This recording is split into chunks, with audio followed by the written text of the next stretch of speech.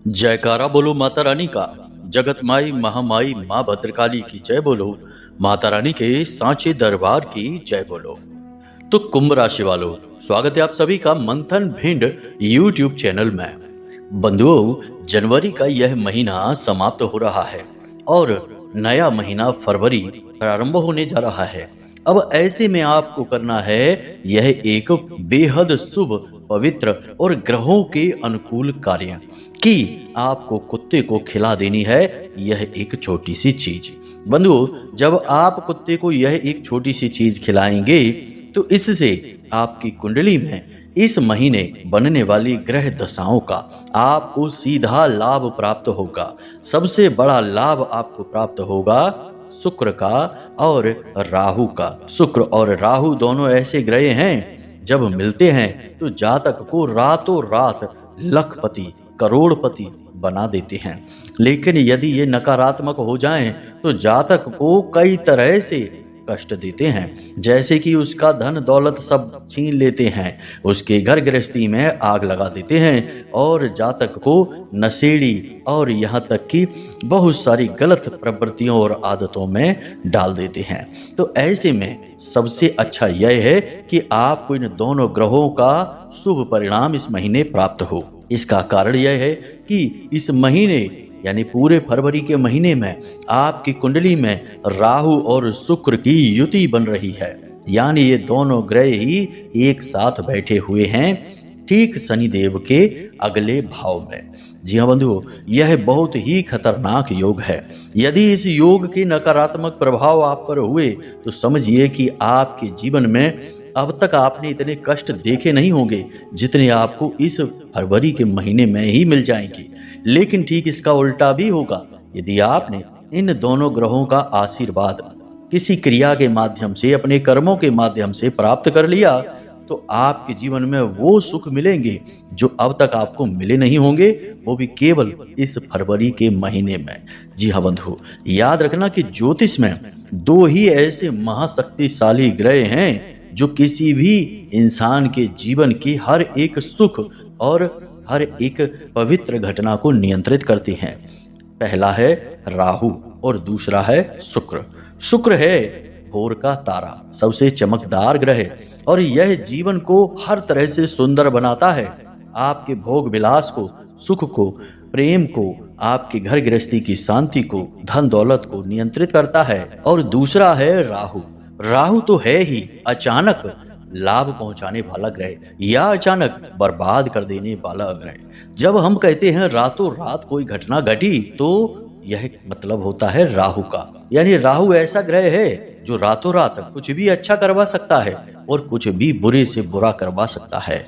तो हमारा कहने का मतलब यह है कि आपको राहु और शुक्र के सारे लाभ प्राप्त करने हैं तो इस एक चीज को, कुत्ते को चुपचाप खिला देना होगा और आप देखेंगे कि कैसे आपको इन ग्रहों के शुभ परिणाम एक एक करके मिलते चले जाएंगे। जिसको राहु मारे उसे फिर कोई न तारे और जिसको राहु तारे उसे फिर कोई न मारे। तो राहु के विषय में तो ज्योतिष में बहुत सारी बातें कही जाती हैं, और एक तरफ है केतु और दूसरी तरफ है राहु। तो जहां राहु के प्रभाव सकारात्मक हुए तो वहीं केतु के भी प्रभाव आपको अपने आप सकारात्मक मिलने शुरू हो जाएंगे। कहने का मतलब यह है कि आपको शारीरिक कष्ट यदि कोई है तो उससे मुक्ति प्राप्त हो जाएगी और आप आध्यात्मिक होने लगेंगे। धर्म के प्रति आपका रुझान बढ़ने लगेगा। साथ ही साथ शनि देव की भी कृपा आपको प्राप्त हो जाएगी। कारण इसका यह है कि राहु से शनिदेव की मित्रता मानी जाती है और जब राहु प्रसन्न हो जाते हैं तो शनिदेव भी अनुकूल फल देने लगते हैं। तो कहने का मतलब यह है कि इस एक चीज को, कुत्ते को खिलाते ही आपके लिए कई ग्रहों की अनुकूलता के मार्ग खुल जाते हैं। लेकिन बात इतनी सीधी भी नहीं है, यहाँ बहुत सारी बातें और भी निकल कर आती हैं। जैसे कि कुत्ते को पितृदेव का प्रतीक माना जाता है और कई दिव्य शक्तियां, देवी देवताओं का जुड़ाव भी कुत्ते के साथ होता है। अब जब आप अपने पितृ देवताओं का भी आशीर्वाद प्राप्त कर चुके होंगे, राहु, केतु, शनि और शुक्र का भी आशीर्वाद आपको प्राप्त हो चुका होगा, तो क्यों नहीं आपके जीवन में तरक्की होगी। जरा विचार करके देखिए। बाधाएं भी तो इसी प्रकार की ग्रहों की स्थितियों को नकारात्मक होने से जीवन में उत्पन्न होती हैं। तो जब आप इन ग्रह स्थितियों को अनुकूल बना लेंगे तो फिर आपके जीवन में सकारात्मकता क्यों नहीं आएगी? सोचने वाली बात है। तो बस कहने का मतलब यह है कि हर पल प्रतिपल ग्रहों की इस बदलती चाल का लाभ लेना आपको सीखना होगा। बिना इसके आप केवल मेहनत करके यदि कर्म की शक्ति से कामयाब होना चाहते हैं तो आप भ्रम में हैं। अभी आपने समझा ही नहीं कि ये संसार चलता कैसे है, वरना हर एक कर्म करने वाला, मेहनत करने वाला लखपति करोड़पति क्यों नहीं बन जाता? आप खुद विचार करके देखिए। कहने का मतलब यह है कि आपकी मेहनत के साथ ग्रहों की चाल का भी तालमेल बनना बहुत अनिवार्य है। यदि ग्रहों की चाल अनुकूल है और उसका लाभ आपको मिल रहा है तो आपकी मेहनत पूरी तरह से सफल हो जाएगी।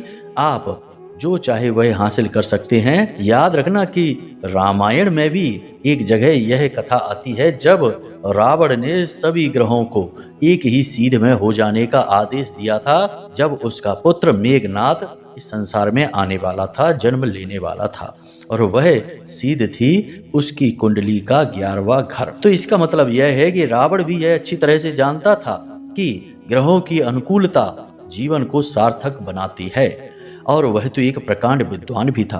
तो इन बातों से आपको यह समझ में तो आ रहा होगा कि ग्रहों की अनुकूलता जीवन को आगे बढ़ाने के लिए, तरक्की हासिल करने के लिए, मन चाहे लक्ष्य हासिल करने के लिए बहुत अधिक आवश्यक है। तो इन्हें अनदेखी ना करें। जो बातें आज हम आपको बताने जा रहे हैं, इन बातों को पूरी गंभीरता के साथ समझें और हर एक बात को बारीकी से समझकर अपने जीवन में उतारें।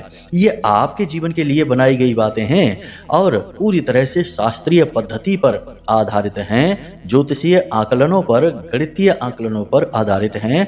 तो आप यदि इन्हें नहीं देखेंगे तो फिर क्या देखेंगे, क्या समझेंगे? जब जीवन अस्त व्यस्त पड़ा है तो उसे ही पहले संवारना होगा, बाद में अन्य चीजों के विषय में विचार करना होगा।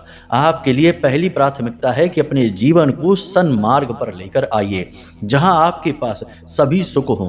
पहला सुख है निर्मल काया, दूजा सुख है घर में माया। और ऐसे 7 सुख बताए गए जिसमें कि हमारा संतान हमारी आज्ञाकारी हो, जहां परिवार में सुमित रहती हो, शांति रहती हो, और ऐसे ना जाने क्या क्या। तो संपूर्ण सुख आपको प्राप्त हो, तब आप एक कामयाब जीवन जिएंगे। तो उम्मीद करते हैं कि आपने हमारी सारी बातें अब समझ ली हैं। अब आप गहराई के साथ ध्यान से इस कार्यक्रम को अंत तक अवश्य देखेंगे। चलिए बंधुओं, माता रानी को याद करते हुए इस कार्यक्रम की शुरुआत करते हैं। कमेंट बॉक्स में पूरे भक्ति भाव के साथ लिख डालिए, जय मां भद्रकाली कृपा करो। एक बार नहीं 3 बार लिखना। महामाई इतनी दयालु है कि आपके ऊपर निश्चित कृपा करेंगी। इसी के साथ साथ बंधुओं, आपसे एक निवेदन है कि यदि आप इस चैनल कार्यक्रम पर पहली बार आए हैं तो इस चैनल को सब्सक्राइब कर लें। बगल में जो सब्सक्राइब का निशान है उसे अभी दबा दें। इसी के साथ साथ कमेंट बॉक्स में लिख दें कि मैं भी माई के परिवार का हिस्सा हूँ। ऐसा आप अवश्य लिखें। ऐसा लिखने से, चैनल सब्सक्राइब करने से आप महामाई के दिव्य परिवार के सदस्य बन जाएंगे, धाम से जुड़ जाएंगे, और फिर महामाई की सीधी कृपा आप तक पहुंच जाएगी, क्योंकि आप तो परिवार के हिस्से बन चुकी हैं। तो जल्दी से कमेंट बॉक्स में लिखिए, मैं भी महामाई के परिवार का हिस्सा हूं। फिर कार्यक्रम में आगे बढ़ते हैं। कब आप जीवन में तरक्की करेंगे, कब आपके जीवन में बाधाएं आएंगी, कब रोग आएंगे, कब दुर्घटना होगी, कब आपकी संतान होगी, कब आपका विवाह होगा, ये सारी बातें जानने का क्या तरीका है? अक्सर लोगों के मन में यह उत्सुकता रहती है। या फिर जीवन में इतनी उथल पुथल क्यों है, परेशानियां क्यों हैं, क्यों हर पल केवल और केवल टेंशन है, कोई भी काम कर लो उसमें कामयाबी नहीं मिलती है। इन सब का कारण बताना और उनका समाधान कहां से प्राप्त होगा? केवल एक ही मार्ग है, आपकी कुंडली। आपके पैदा होते ही आपके पूरे जीवन की कहानी ग्रह नक्षत्रों के आधार पर लिख दी गई है। आपके जीवन की एक सिंगल घटना भी उस कुंडली के दायरे से बाहर नहीं जाएगी। यदि आपको भी अपने जीवन में श्रेष्ठ मार्गदर्शन की तलाश है और जीवन की समस्याओं का कारण जानना है, तो नंबर हमने दे रखा है वीडियो में। इस नंबर पर फोन करिए। 10 बजे से 4 बजे के बीच कभी भी फोन करके अपनी डिटेल बताइए। एक छोटी सी दक्षिणा के साथ अपनी कुंडली का श्रेष्ठतम आकलन करवा डालिए। अब बंधुओं, ध्यान से समझिए, जब इंसान का समय बदलता है तो उसे अपने आचरण भी बदलने चाहिए। कुछ ना कुछ उसे अपने जीवन में इस प्रकार के कार्य करते रहने चाहिए जिसका उसे लाभ प्राप्त होता रहे। और जीव जंतुओं के माध्यम से चीजों को उपभोग कराकर हम बहुत सारे ग्रहों को अपने लिए अनुकूल बना सकते हैं। जैसे कि गाय को भोजन कराने से लगभग सभी ग्रहों के अनुकूल फल प्राप्त किए जा सकते हैं। फिर चाहे बृहस्पति हो, चाहे शुक्र हो, चाहे सूर्य हो या कोई अन्य ग्रह ही क्यों ना हो, लेकिन कुछ ऐसे ग्रह हैं जो गाय को संतुष्ट करने से, भोजन कराने से भी तृप्त नहीं होते हैं। उन ग्रहों को संतुष्ट करने के लिए कुत्ते का विधान शास्त्रों में दिया गया है। और पितृपक्ष में तो 5 प्रकार के जीवों को भोजन कराने की बात कही गई है, जिसे पंच बलि दान कहा जाता है। और इस दान का महत्व इतना अधिक है कि इससे जातक की 7 पीढ़ियां भी तृप्त हो जाती हैं, मुक्त हो जाती हैं। तो कहने का मतलब यह है कि जीव जंतुओं को भोजन करा के हम ना केवल अपने पाप कर्मों को काट सकते हैं, बल्कि नए पुण्य कर्म अपने लिए उत्पन्न कर सकते हैं, अपने प्रारब्ध को सुधार सकते हैं। जी हाँ बंधुओं, तो बस अब ध्यान से सुनिए। दोस्तों, अक्सर आपसे लोग जलते हैं, आपके ऊपर काली नजर, बुरी नजर, या फिर यूं कहा जाए कि आपको परेशान करने के लिए कुछ न कुछ छोटा मोटा उपाय, तांत्रिक टोटका क्रिया कुछ न कुछ तो करवाते ही रहते हैं। अब इसका नतीजा यह है कि आप हमेशा परेशान रहते हैं, हमेशा किसी न किसी प्रकार की उलझन दुविधा में आप फंसे रहते हैं। तो अब इसका समाधान क्या है, कैसे आप हर वक्त अपनी रक्षा कर पाएंगे, तो आपको हम बता दें दोस्तों, एक बेहद ही शक्तिशाली उपाय है। आप क्या करें कि एक काला कुत्ता ढूंढें, आपकी गली में होगा, कहीं आपके आसपास होगा, और उस काले कुत्ते को आटे की एक रोटी बनानी है और उसमें आटे की लोई बना सकते हैं या रोटी बना सकते हैं, जो भी कुत्ता खा ले वैसी कोई चीज आप बनाएं, लेकिन आटे से ही बनाएं। आटे में आप इन चीजों को मिलाकर खिला दें, और जब आप खिला दें तो उस समय भैरव से यह प्रार्थना करें कि आपकी हर एक नकारात्मक काली शक्ति से रक्षा करें। अब आप अपनी जीवन भर की सुरक्षा का और अपने परिवार की सुरक्षा का कार्यभार भैरव को समर्पित करते हैं और उनकी सेवा के लिए कुत्ते को ये चीज खिला रहे हैं। ध्यान से सुनिए चीजें क्या हैं। आपको आटे में मिलाना है थोड़ा सा सरसों का तेल, चाहे 2 बूंद ही मिला देंगे तो चल जाएगा दोस्तों। थोड़े से काले तिल और उड़द की दाल। जी हाँ दोस्तों, थोड़ा थोड़ा मिलाना है, भर के मत मिलाइए, नहीं तो कुत्ता खाएगा नहीं। तो आप थोड़ा थोड़ा ही मिलाइए, मन में भैरव का सुमिरन करते जाइए और एक छोटी सी लोई बनाइए, और उस लोई से रोटी भी बना सकते हैं आप, या फिर लोई यदि कुत्ता खा लेगा तो बहुत अच्छी बात है। अब आपको क्या करना है, ध्यान से समझिए। आपको शाम को 7 बजे के बाद अपनी ही गली में अपने दरवाजे पर कुत्ते को बुलाना है और उस कुत्ते को यह खिलाना है। अब जब आप यह सामग्री उस कुत्ते को खिला रहे हो, तब आपका मुख ईशान कोण की ओर होना चाहिए। ईशान कोण यानी कि पूर्व और उत्तर दिशा के बीच वाली दिशा में। जी हाँ दोस्तों, इसे कोण कहते हैं, यानी कि कोना। तो इस कोने की तरफ आपका मुख होना चाहिए और आप कुत्ते को यह खिला दें। अब कोशिश यह करें कि ऐसी क्रिया करते समय कोई आपको टोके नहीं, कोई आपको देखे नहीं। आप रात में कितने भी समय इस क्रिया को कर सकते हैं, जरूरी नहीं कि 7 या 8 बजे ही करें। आप 9, 10, 11, 12 जब भी आपको ठीक लगे इस क्रिया को कर सकते हैं। बस कोशिश करें कि कोई आपको देखे ना और कोई आपको टोके ना। दोस्तों याद रखना कि उपाय चाहे कितना ही छोटा हो या बड़ा हो, वह सफल तभी होता है जब उसे छुपा कर रखा जाता है। समझें, जोग जुगत और मंत्र उपाऊ फल है तभी जब करें दुराऊ, यानी कि जितना आप छुपाएंगे उतना ही जल्दी फलित होगा और शक्तिशाली फल देगा। तो इस क्रिया को आप ज्यादा नहीं तो महीने में 1 बार अवश्य किया करिए दोस्तों। अब ऐसा तो नहीं है कि एक बार कर लेने से जीवन भर की गारंटी मिल जाएगी, नहीं, ऐसा नहीं होता है दोस्तों, क्योंकि समय समय पर नकारात्मकता आपको घेरेगी और आपके उपाय की शक्ति कमजोर पड़ती जाएगी। दोस्तों दवाइयाँ भी तो आपको बार बार लेनी पड़ती हैं। ऐसा तो है नहीं कि आपने एक बार बुखार की दवाई ले ली तो अब जीवन में कभी बुखार आएगा ही नहीं। उस समय आप ठीक हो जाएंगे, लेकिन हो सकता है कि कुछ दिन बाद, कुछ महीनों बाद या फिर 1-2 साल के बाद ही आपको बुखार आए। तो जब बुखार आएगा आपको फिर से दवाई लेनी पड़ेगी। तो इसी प्रकार उपाय भी आपको बार बार करते रहना होगा। अब आप इसको महीने में 1 बार करें, यदि हो सके तो हर एक रविवार को करें तो सर्वोत्तम है, और नहीं तो फिर महीने में 1 बार किसी भी रविवार को आप करें, सर्वोत्तम फलदायी रहेगा। इसी के साथ साथ दोस्तों अब हम आपको बताएं कि आपको आकस्मिक लाभ चाहिए। जी हाँ दोस्तों, ऐसा लगता है जैसे कि पूरी दुनिया आपके पीछे पड़ चुकी है, हर काम में आपको रुकावटें आ रही हैं, आपके बनते हुए काम भी बिगड़ते चले जा रहे हैं। इसी के साथ साथ दोस्तों, आपकी बात का भी कोई महत्व नहीं रह गया है। कोई भी आपको सम्मान नहीं देता, आपसे बात नहीं करना चाहता, और यदि आपसे कोई बात करता भी है तो बाद में आप समझते हैं, देखते हैं कि वह आपका मजाक उड़ा रहा है। ऐसी स्थिति बहुत खराब होती है, इससे दिल टूट जाता है। दोस्तों, यह सब राहु की खराबी है। राहु आपकी मस्तिष्क में भ्रम उत्पन्न करता है। तो आपको क्या करना है कि राहु से विशिष्ट लाभ लेना है। जी हाँ दोस्तों, तो राहु से विशिष्ट लाभ लेने के लिए, यानी कि चमत्कारी लाभ कहें, कि रातों रात आपको तमाम बड़ी बड़ी कामयाबियां मिलेंगी, मनोकामना पूरी होने लगेगी। उस सफलता को हासिल करने के लिए आपको कुत्ते को खिलानी होगी यह एक चीज। तो अब ध्यान से सुनिए, हम आपको बताने जा रहे हैं जिन चीजों के बारे में, इन चीजों को आप ध्यान से समझिए। आटे की एक लोई लेनी है आपको, और उसमें थोड़ा सा सरसों का तेल डालना है, और इसी के साथ साथ उसमें काले तिल और काली मिर्च, यानी 3-4 काली मिर्च ही डाल दें, और उसकी एक रोटी बनवाएं और उसे कुत्ते को खिला दें। अब इसमें भी आपको याद यह रखना है कि यह कुत्ता काला ही होना चाहिए। जी हाँ दोस्तों, काला या सफेद होगा तब भी चलेगा, क्योंकि वह राहु और केतु दोनों का प्रतीक होता है।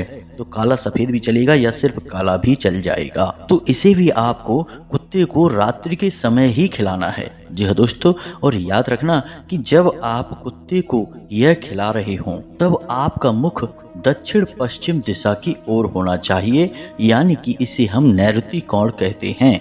जी हाँ दोस्तों, यानी दक्षिण और पश्चिम दिशा के बीच में जो एक कोना बनता है, उस तरफ आपको अपना मुख रखना है और कुत्ते को आप यह खिला दें।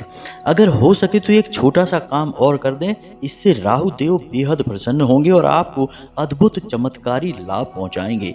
वह क्या है? एक छोटा सा लोहे का छल्ला लेना है दोस्तों। शुद्ध लोहे का छल्ला होना चाहिए, स्टील का नहीं होना चाहिए, किसी भी अन्य धातु का नहीं।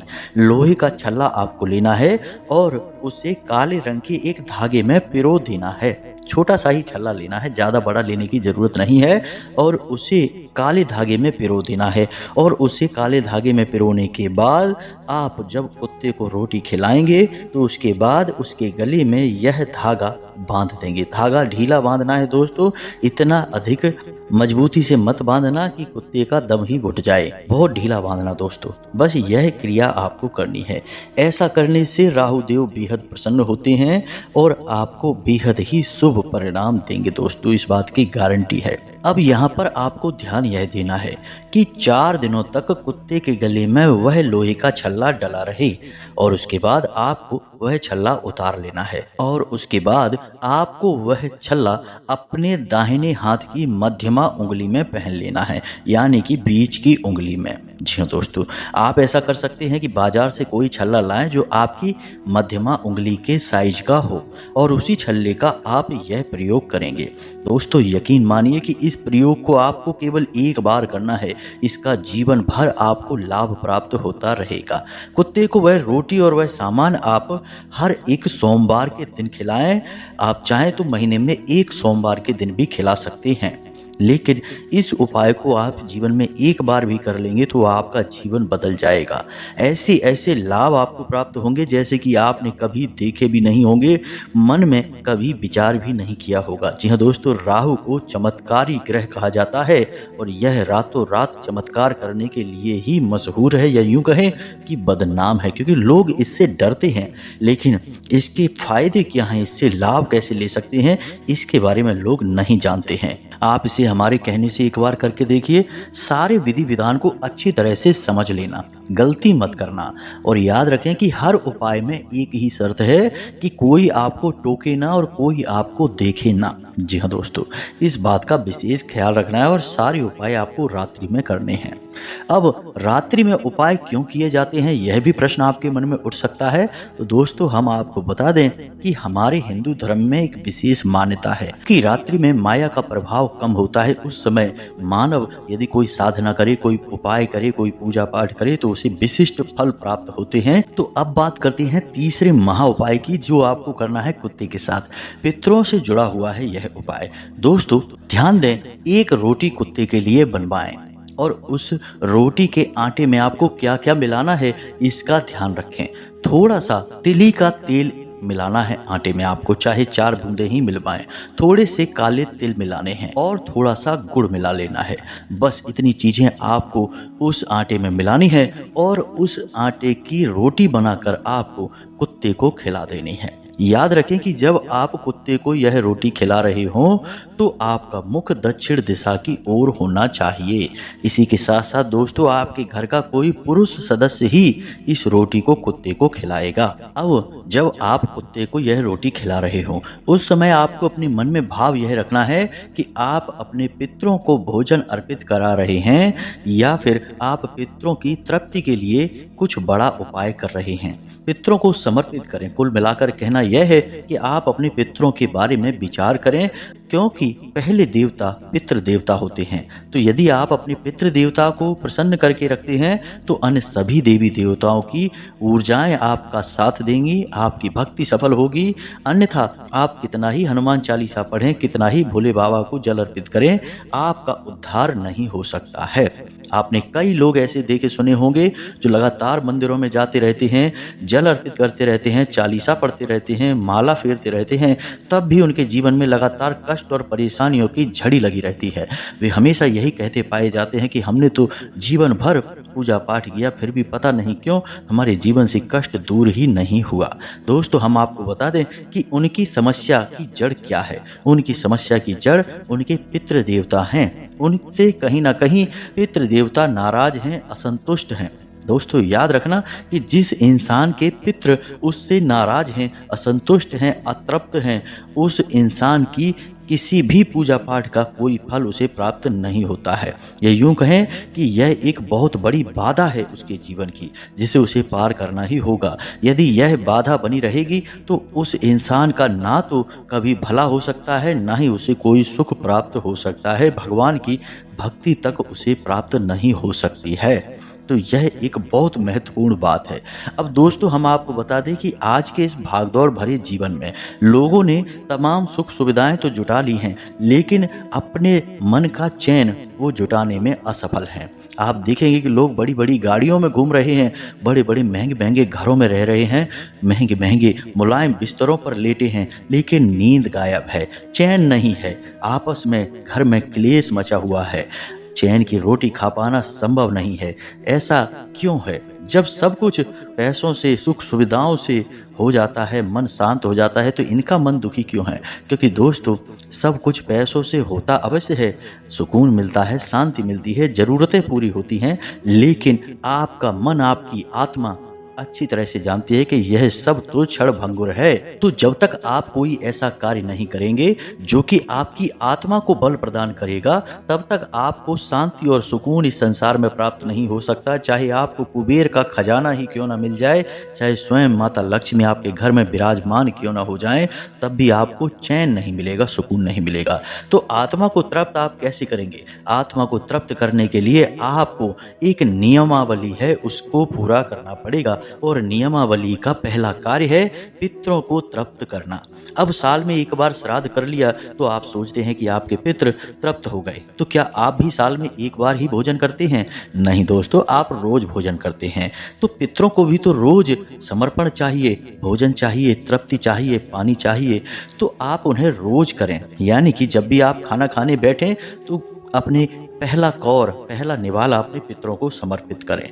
बस बोल दें कि हमारे पितृ पूर्वज जहाँ भी हैं, यह भोजन हम उनको समर्पित करते हैं, और उसके बाद आप खाना खाएं। बस इतना बोल देने से ही भोजन की ऊर्जा पितरों को ग्रहण हो जाती है। इसी के साथ साथ दोस्तों, याद रखें कि घर में जो महिलाएं हैं रोटी बनाती हैं, तो पहली रोटी हमेशा गाय के लिए निकालें और आखिरी रोटी हमेशा कुत्ते के लिए निकालें, क्योंकि दोनों ही पितरों के लिए हैं। गाय भी पितरों का सूचक है, कुत्ते भी पितरों का सूचक हैं, और इसीलिए यह नियम बना है। दूसरा कि माड़ा हुआ आटा कभी भी फ्रिज में ना रखें, अपनी रसोई घर में ना रखें, रसोई घर में तो भूल कर भी ना रखें। कोई भी बासी चीज, कोई भी अपशगुनी चीज अपने घर के रसोई घर में ना रखें। बस इन छोटी छोटी बातों का ख्याल रखें दोस्तों, आपका जीवन खुशियों से भर जाएगा, हम इस बात की गारंटी देते हैं। अब जो उपाय हमने बताए हैं उन उपायों को एक बार करके अवश्य देखें दोस्तों, आपको निश्चित ही बदलाव महसूस होंगे, हम इस बात की गारंटी देते हैं। जब हजारों लोगों को इस उपाय से बदलाव महसूस हुए हैं, लाभ प्राप्त हुए हैं, तो आपको क्यों नहीं होंगे दोस्तों। उम्मीद है कि जो बातें हमने आपको बताई हैं वे सारी बातें आपको समझ में आ गई हैं। तो चलिए बंधुओं, कार्यक्रम को यहीं पर विराम देते हैं, महामाई को याद करते हैं, तो प्रेम से बोलिए जय माई की, जय मां भद्रकाली। महामाई आपका कल्याण करेंगी। धन्यवाद।